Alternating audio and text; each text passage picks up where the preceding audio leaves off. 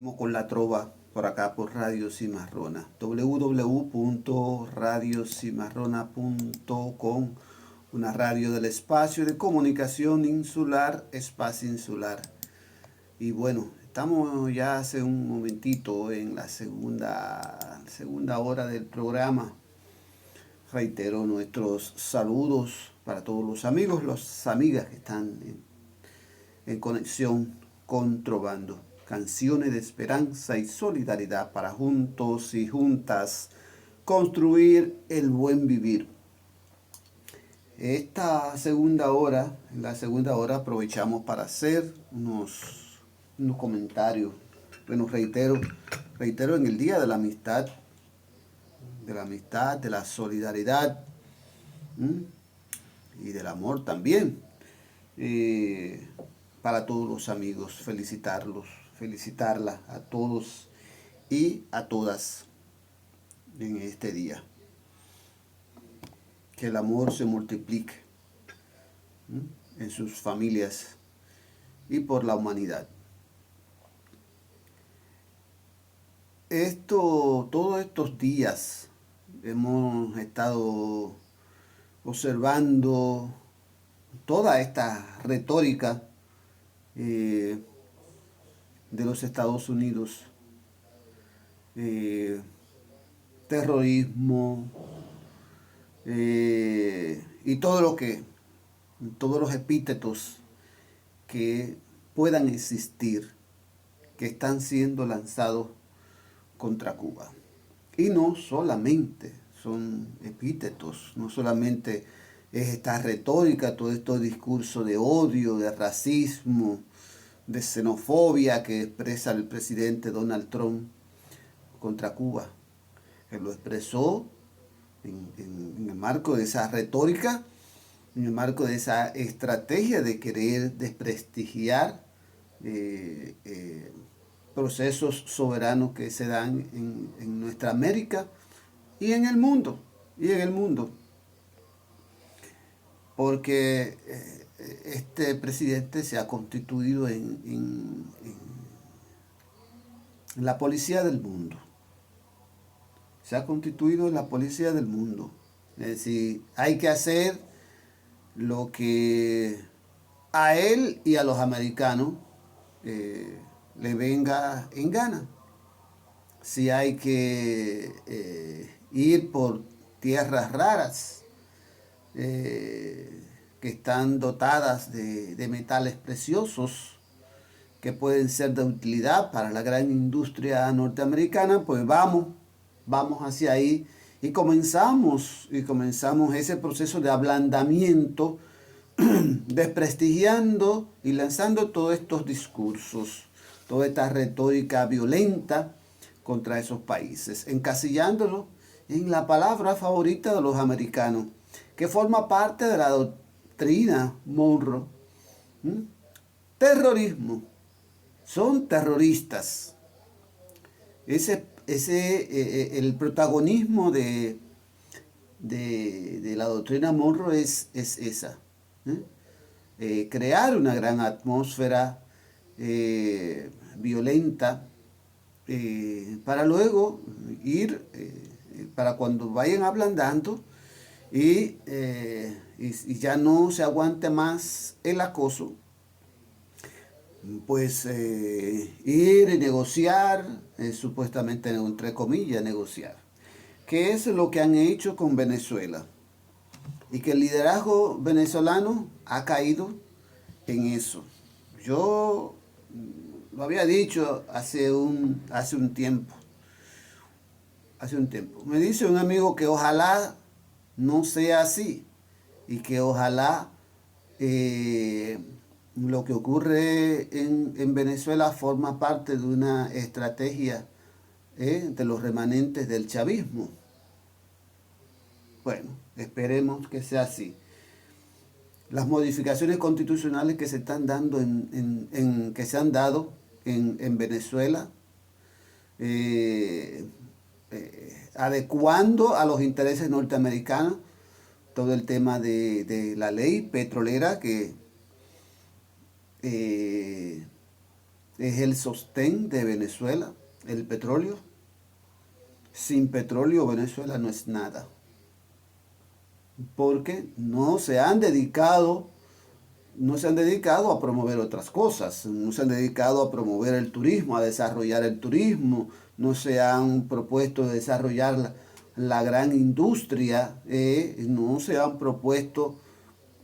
Chávez, Chávez sí hizo el intento, pero se seguía sosteniendo del petróleo Venezuela. Toda la parte de la agricultura, cuando comenzó a hacer una gran reforma agraria, que fue lo primero que hizo Chávez, fue lo primero que hizo.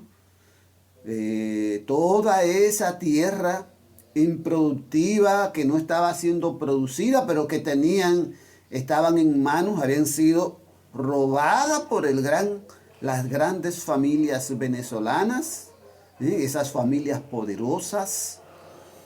Y Chávez distribuyó entre los indígenas venezolanos, entre los campesinos venezolanos, distribuyó tierra. Tomó una parte de esas tierras productivas y la puso en manos de los campesinos y las campesinas. Pero no se produjo un proceso de mecanización, un proceso de poner a producir la tierra a gran escala sin dañar la madre tierra. Simplemente se puso a producir los campesinos para el consumo y vender algunas cosas. Por eso Venezuela sigue dependiendo del petróleo para subsistir. Y Estados Unidos lo saben. Sabe Estados Unidos que eso es así. Por eso presiona y ha presionado tanto que esta gente que hoy están conduciendo a Venezuela han tenido que ceder para modificar la ley de hidrocarburos, la ley petrolera, para que empresas norteamericanas lleguen ahí. Bueno, esta semana el secretario de Comercio, me parece que fue a Venezuela y todo fue a pedir de boca para los americanos. Todo lo que pidieron se les concedió. Pero más, una famosa ley de amnistía, que en principio pudiese ser que para estabilizar el país y bajar un poco la tensión, esto se dé. Pero el que viola la ley. Y hay que hacer que cumplan. Pero había un señor ahí, un señor muy famoso de entre los opositores, que se le dio el indulto y ya a los 3 días estaba organizando protestas contra el actual régimen. Hubo que apresarlo de nuevo. Pero en el caso de Cuba, reforzar de parte de los americanos el embargo, evitando que llegue petróleo a Cuba, que de por sí, con más de 3 décadas de embargo, pues la situación en Cuba es difícil, pero los cubanos han podido ir sorteando la situación. Y Cuba en estos momentos prácticamente está apagada. Pero también por los propios errores del mismo gobierno cubano, por no desarrollar, por ejemplo, las energías renovables a gran escala, me refiero. Porque en los últimos meses que se sabía que venía, que la inteligencia cubana sabía que el próximo país era Cuba, pues comenzaron a acelerar el desarrollo de esas energías alternativas, el agua, el sol, y bueno, a nivel han ido creando y prácticamente creo que estaba cerca de un 30%, más de un 30% de la energía que estaba produciendo energía que además es limpia, que no contamina. Pero todas las plantas de energía cubana, en la mayoría de los casos, es a base de petróleo. Y con el embargo que no estaba entrando petróleo a Venezuela, a Cuba, pues el colapso energético en Cuba no se hizo esperar. Antes de todo de este reforzamiento del embargo, se producían cortes eléctricos y se manejaba el tema y la gente lo aceptaba. Pero estos apagones de días completos sin energía, provincias completas, no se estaba produciendo nada en Cuba por falta de energía eléctrica. La industria funciona con energía. La industria funciona con energía. Y si no hay energía no puede funcionar la industria. Se paralizan los hospitales, se paraliza el transporte, se paraliza todo. Y todo es culpa del embargo, que quieren llevar a la desesperación del pueblo cubano, que se produzcan grandes manifestaciones y aprovechar la situación para los americanos hacer lo que tienen en la agenda.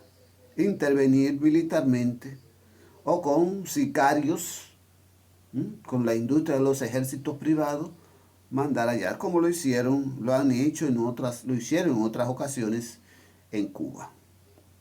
Pero el ejército rebelde, ese ejército de Martí, ese ejército de Máximo Gómez, está ahí y pudo repeler la situación. ¿Qué va a pasar con Cuba? Bueno, lo que está pasando ahora es que luego que México se echara para atrás y cortara el suministro de petróleo,